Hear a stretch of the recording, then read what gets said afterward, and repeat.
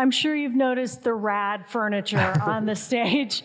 Our friend Rod Parks of Retro Inferno lent us these furniture masterpieces, and they are all by the group, the Memphis group. There's something that connects the two of you, not just your iconography, but you both are passionate about the Memphis group design and architecture. So please tell me, what's about it? Why? Because it puts a smile on your face. Yeah, it's fun. It's like colorful. It's good patterns. It's design. It's like totally 80s.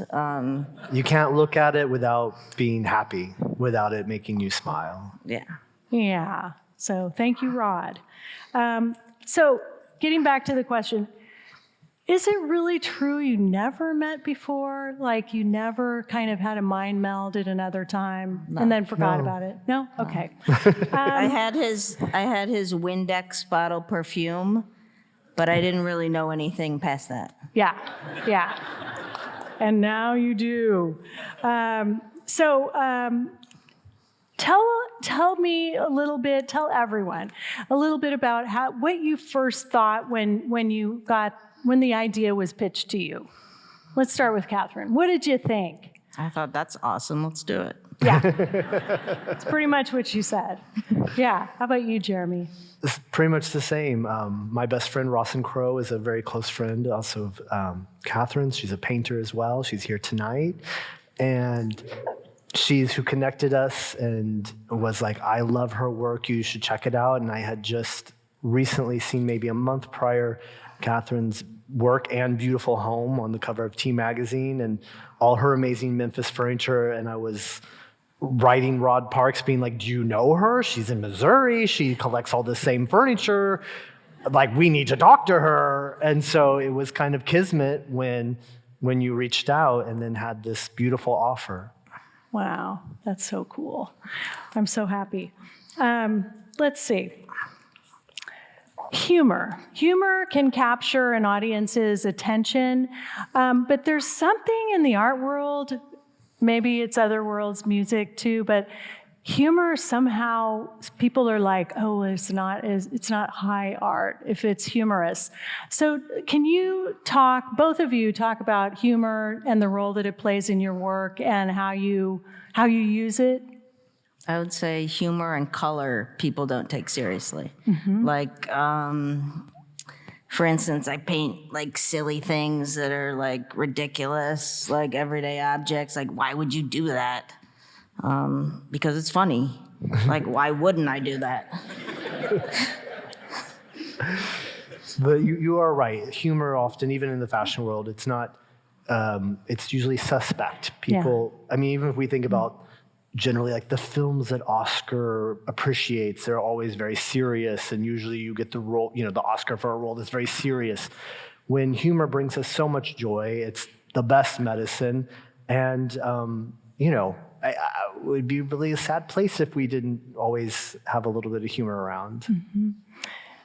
And just, what do you hope people will experience when they go into the exhibition? Because now is a time when a lot of people are feeling conflicted and they're feeling stressed, and what do you hope you're bringing to people? Hopefully a smile. I've always thought about my work and my shows, like when I do a fashion show, kind of like think about the Great Depression, and there would be like the double feature. For a nickel, you get to see 2 films, and people would be hungry and not have much money, but they would use that little bit of money to go see these glamorous musicals from the 30s, and they would be transported for a couple hours, and they wouldn't think about their problems or think about their hunger or think about all these other obstacles and trials and tribulations, but they would have joy.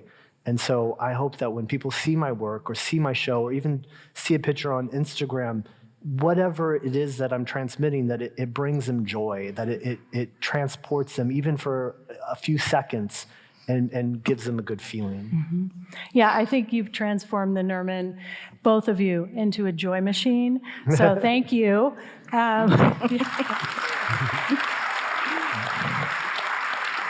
Yeah, Joyce, I mean, art is like an escape, so you can go in there and kind of escape for a while from reality. Unless you have Doritos in the kitchen, then you're like, reality. Wow. Yeah. Anything else? You could tape a banana to your wall, too. I love it. Can you choose an artwork in the exhibition, a painting for you, Katherine, and a certain look for you, Jeremy, and tell us how you came up with that concept? Like, where did the idea come from? So I've heard you talk about this, Katherine, so I know that, Okay, I'm Tell gonna us. I'm gonna go with butter.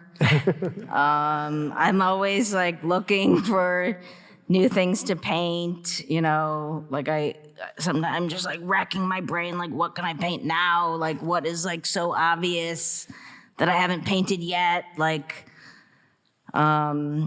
so at breakfast I put butter on my bagels. So I was like, oh Because yeah. everything tastes better with butter. I was like, butter.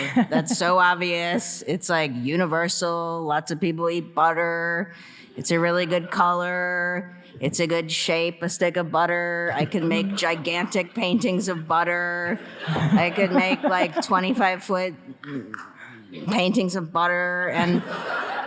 And the way I paint the butter paintings that are huge is different from how I usually paint too. So I'll mix like a huge bucket of paint, and then I have a roller and I roll it on as if I'm like painting a wall. So that's like new. And then they're super minimal. So these are like my minimalist paintings that just like say butter. Yeah. And I can't believe it's not butter. Yeah.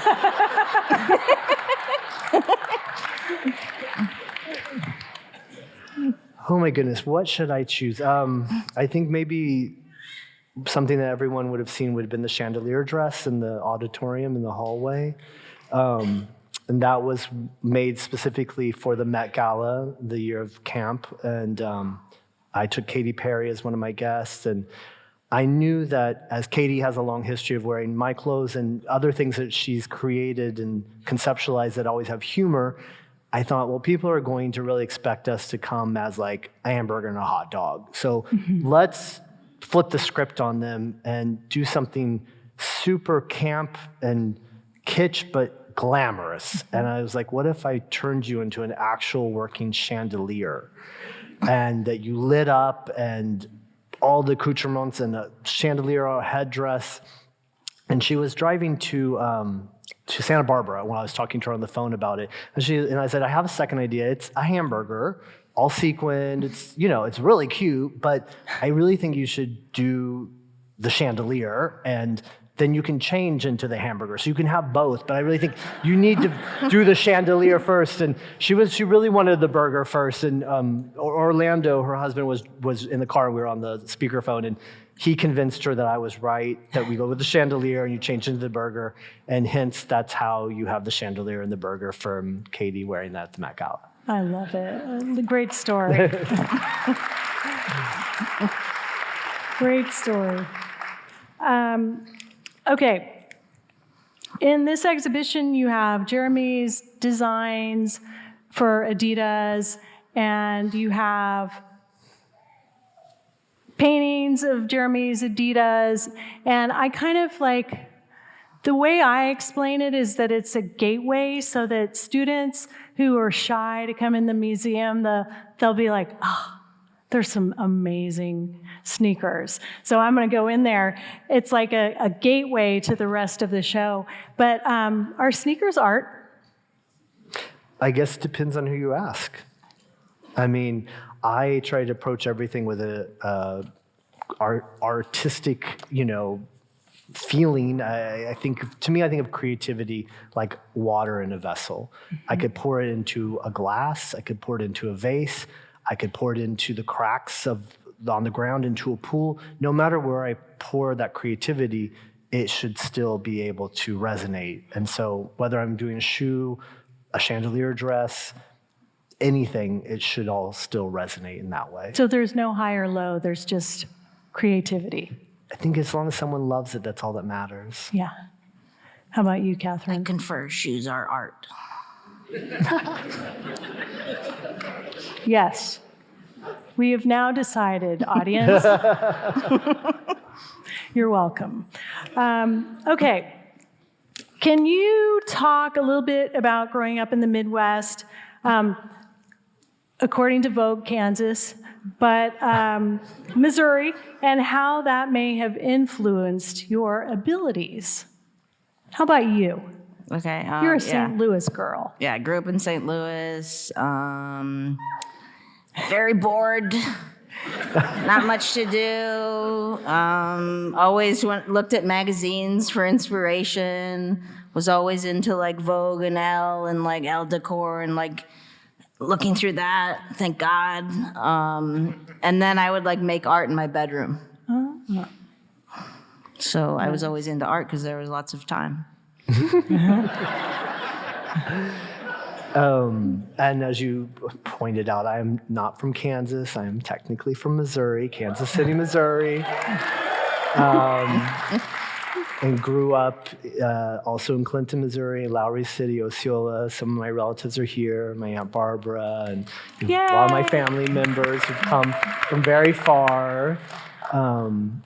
Wanted to give them all a shout out. And also, if you need any appliances, Scott's Store in Osceola, my cousin here, she called Janie. She'll give you a family discount, washer, dryer, anything you need. I always thought I was going to be more of a traditional artist and do ceramics and sculpture. As all through school, I was doing that. I loved French, and my French teacher is here. Miss Fisher is here tonight. And I did want to go to Paris because I loved fashion and I was obsessed with it. I would draw it and I would cut things and make things for my very, very good friend Quinn, who is here tonight too, since I've known since 5th grade. She flew in from Los Angeles, where she lives now. And I didn't think of it as a job. And another one of my art teachers, Katherine Bernhardt, she had said, well, you love all this and you draw all this. Why don't you be a designer? And I thought, well, I don't know. I didn't think of it. It's just something I like. It's something I enjoy. I was like, didn't think of it as a job. And she kind of pushed me into making a portfolio to pursue that as a career. Mm-hmm. So yay, art teachers, French teachers, high school teachers, public high school teachers, unsung heroes.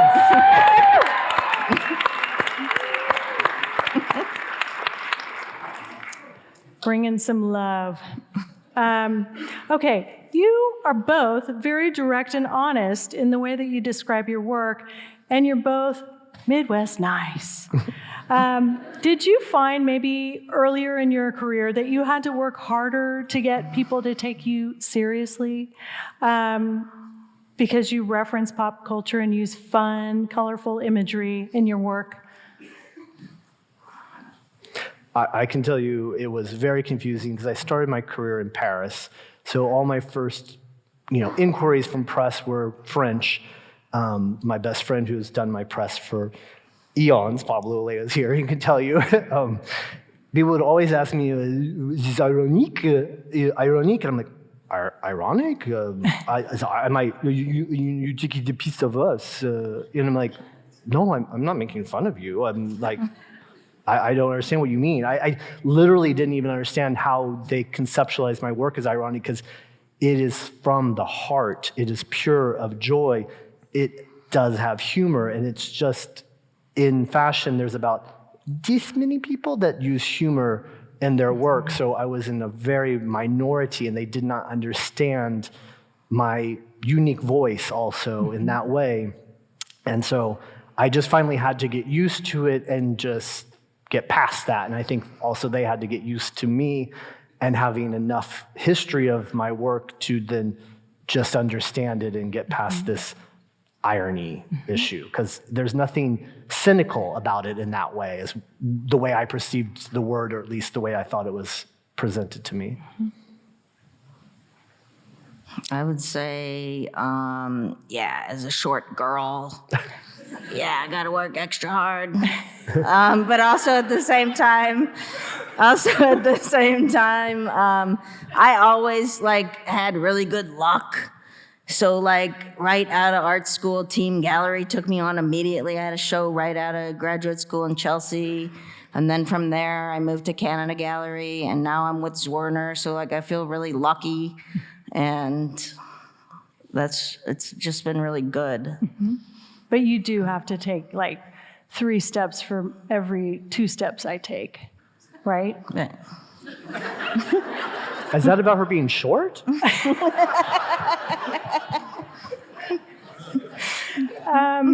Okay. Can you tell the audience a little bit about the first meeting, meaning the one in your studio? Okay. And talk about that, because that was quite an event. Yeah, so Jeremy brought his crew, Pablo and Beto, and Denick came, and I had my crew. You had an entire soccer team, as I recall. Yeah. Yeah, and he came. Oh, and we had a photographer, so we did a photo shoot. And some of the pictures up here, they turned out really cool. Yeah, And Will Driscoll. Shout out to Will Driscoll, Yeah. because he documented the whole thing, and we've used those images for a lot of publicity. yeah, Yeah. so really good first meeting. He came to my studio, and then he came to my house, and we hung out. We went out to dinner.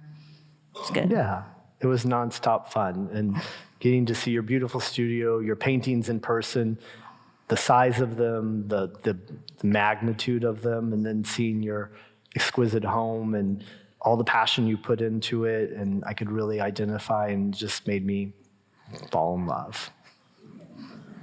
Yeah, and then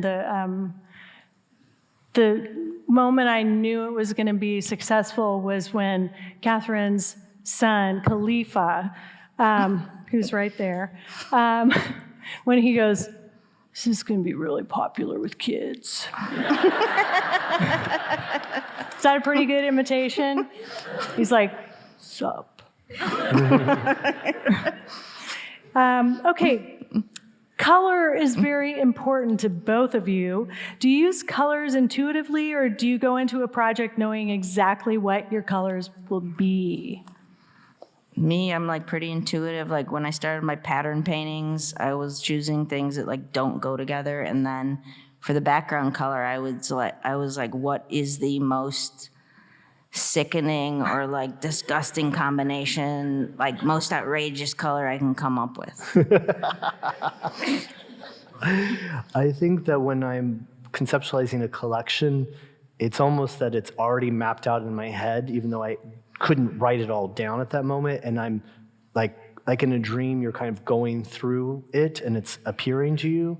So it's already instinctually there, and I just kind of have to keep letting it out. I feel more like I'm a vessel for the divinity of the inspiration, and I just need to be able to bring it back out. Mm-hmm.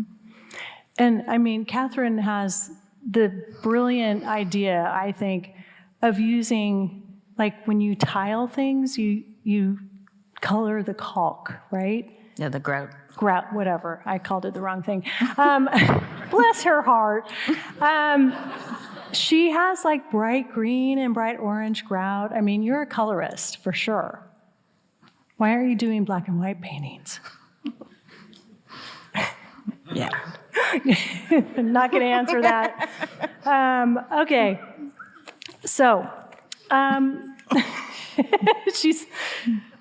Jeremy, your works seem to have a narrative component. And Katherine, even though you use symbols and images more as a pattern, simply taking things that don't seem to go together and putting them together, our brains are wired to make some sort of connection. Do you start out with a narrative before making work, or does it develop as you're creating a series? I mean, it depends on each painting. So, like, if I make a painting with butter and cigarettes, that's obviously France. Yes. So, that's called France. Other combinations could be totally random. And my paintings, like, you can interpret them however you like. So, it's, like, open for interpretation. Yeah. I guess for me, I think about my shows like films, like maybe a director would a film, and I think about where these characters would go, who they are, what they're experiencing, and that's kind of how I think about what they should be wearing in that way. I might do a show like in LA and it'll be like all Apple computers, smoothies, and palm trees. Like I'll have an idea like that. Or like the show in Belgium was like Smurfs and chocolate. Yeah. So, yeah. And then there was this Xanax series, right? Xanax, cigarettes. What else? Diet Coke. Yeah. The Trinity. And coffee.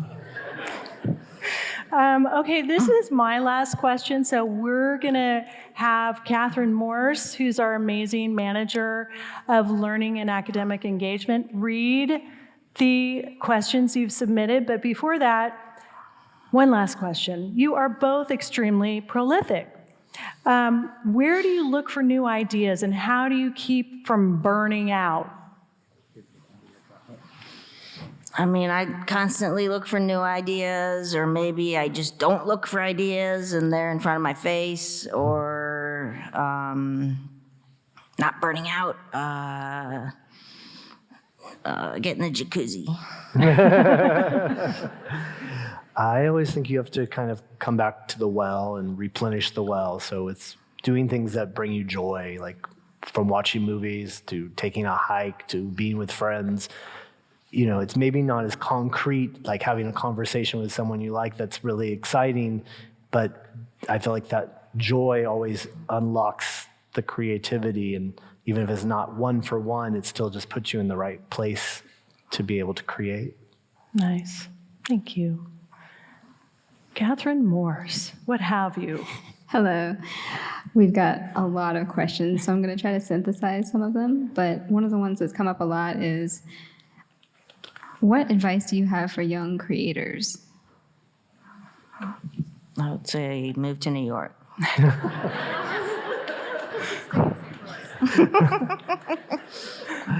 I think it may sound cliched, but I always say follow your heart.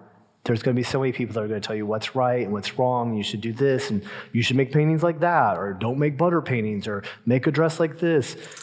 Honestly, you should do what's inside your heart and what you feel, because first of all, true success is happiness, and you're really only going to have that happiness from following what you genuinely believe and what brings you love and happiness. And then I believe that when you are functioning in that capacity and creating in that capacity, it resonates for others and it draws them in, and that's why they enjoy it. Someone wants to know, Jeremy, if you'll make a butter dress. Well, if you're very astute, you'll see that, and what as I've learned is Katherine's favorite piece of mine, the TV dinner kimono, there is a slab of butter. So we have many connections, some that I never even realized. This is a kind of a tougher question, but someone wants to know how you deal with criticism, like when you have negative feedback. How does that impact you? Block them. Perfect. Yeah. Criticism. Well, you know, that's the amazing thing about social media now. Everyone has a voice, which in one way is very beautiful and great, but sometimes people feel like their voice needs to be heard about something that maybe they don't know really about, or they're not really truly educated on, and sometimes people can be very harsh. I have always tried to look at the positive and the negative and kind of balance them out and not get too excited about the accolades and not get obsessed with the negative and just try to live in harmony. Mm-hmm. But I'm going to start blocking people. Thank you. Yeah. Read the comment, screenshot it, block them, and move on. There's a screenshot of it too. You should do a whole painting series of screenshots of blocked people. I would love to be part of that.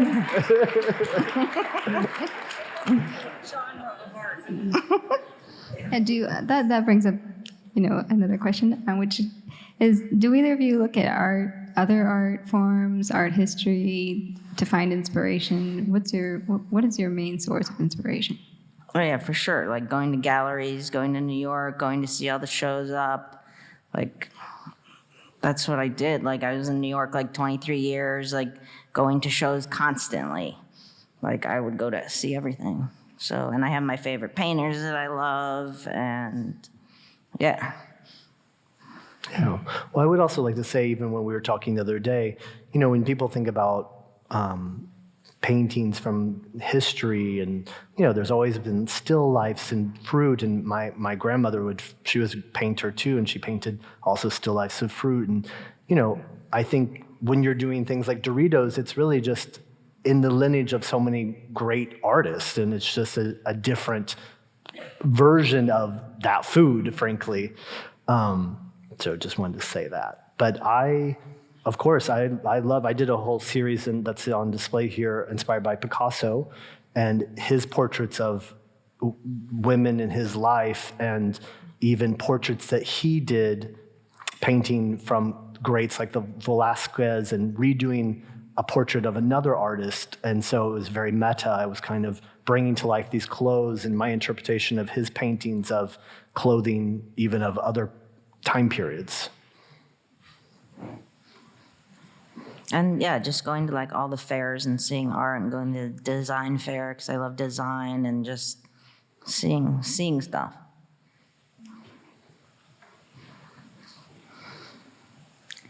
So another question here. Standing out and doing something different, breaking barriers, that can be uncomfortable. How do you find comfort in the discomfort of creativity? What does that mean? I don't know. That's the way the question was written. How do you find comfort in discomfort? Yeah, I don't know. I guess you take Advil. But your work can be you're both challenge. You're both challenging people. And how do you live with that and still manage to keep pushing boundaries? I don't think they notice. I think both of us, I think I could speak after knowing you long enough, that both of us just really genuinely do what we do out of love and from our heart, and it's just instinctual, and it's kind of flows like water flows out of a faucet. It's not a difficult process. I don't think we don't really experience creative blocks, really. It's just kind of like it just goes and flows, and it's part of our way of also finding our own happiness and our own joy is creating. And so it's very intuitive and organic. Yes. But Advil is great, and so is Aleve. Aleve is another suggestion I think we could. Good one. Can you talk a little bit more about the synergy between your work, and did you have any concerns about this collaboration and how it would come together?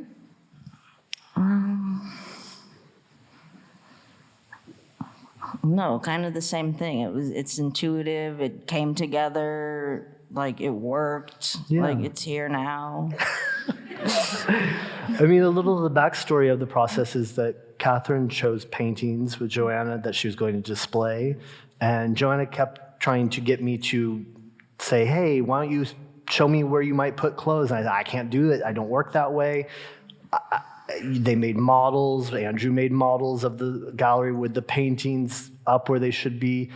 And I just said, I have to just come and I have to experience it and I have to react in the room.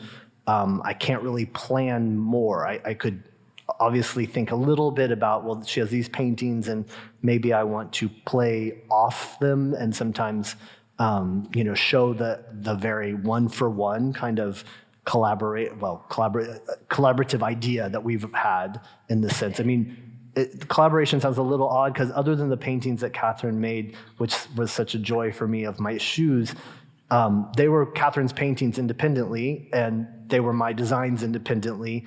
And, Joanna had this great idea of putting us together. And really, I just kept seeing while I was creating these different little islands of the shapes with the mannequins and the clothes, how many different times we had connections, and sometimes it's like colors together that and I'd put something there and wouldn't even realize that it's facing a painting that it's mirroring, or, there would just be, or you'd look across the room, something I was looking at in one way about one painting, and then you're looking at it from another angle, and you see a painting through it, and it looks like she could have painted onto my clothes, onto the canvas. And so it was just constantly finding these moments of connection, and it was great. And I have to say, I was only a little scared when Katherine came to see the first walkthrough, because she's got all the walls, and where am I supposed to put these clothes? And I was like, I'm gonna be blocking some paintings that and I'm gonna tell you, she's the coolest painter I could imagine to be able to do this with, because she was like, no, put that mannequin in front of my painting. Like, it looks cool. Like, I like that. And I was like, okay, sure. And it was a very generous spirit of that, and I was really touched by that, and I really admire you for being that generous of a person and generous of an artist. Because she's amazing. She is. Thank you.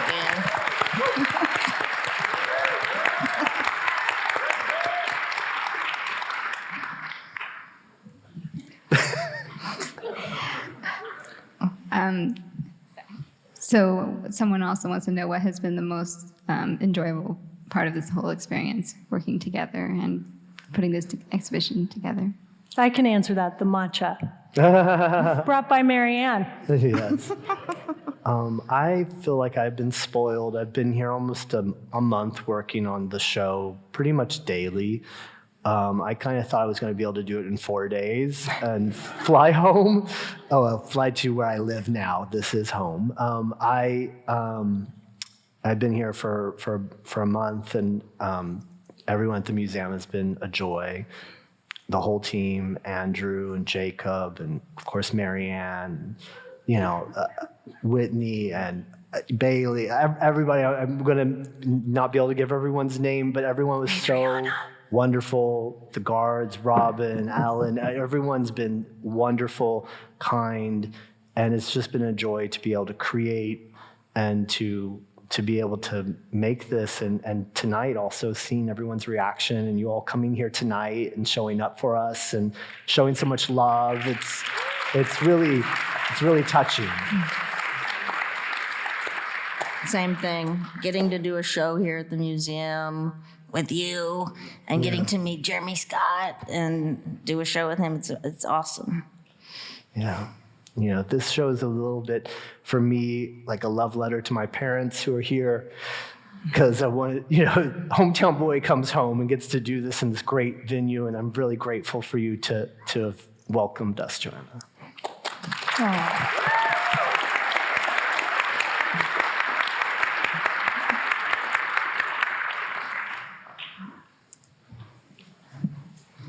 So maybe time for just one or two more questions. So I think one that has come up a couple times is, did you both always know you wanted to be artists? Were you born artists? That question is just like I always made paintings. Like, I always was an artist. So I wasn't like, oh, am I gonna be an artist? Like, I'm just an artist anyway.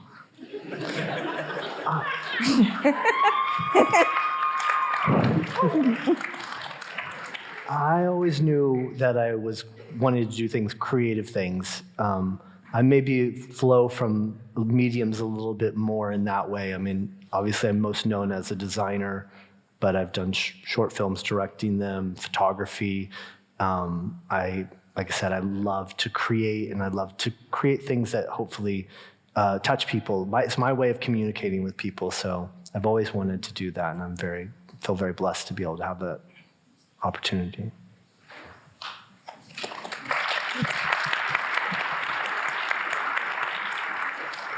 Okay, last one.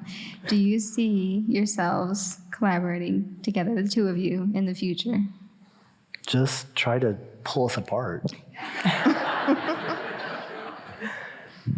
I mean, yeah, and I hope this show travels and goes to other places and cities, and that would be amazing. But the most awesome thing is that it's here first in the Midwest. It's like a total roast to New York, LA, Paris. Midwest is the best. Or like a roast to all those people in New York that are like, go back to the Midwest. Like, okay. Yeah, well, they can stuff it when we got that three-peat.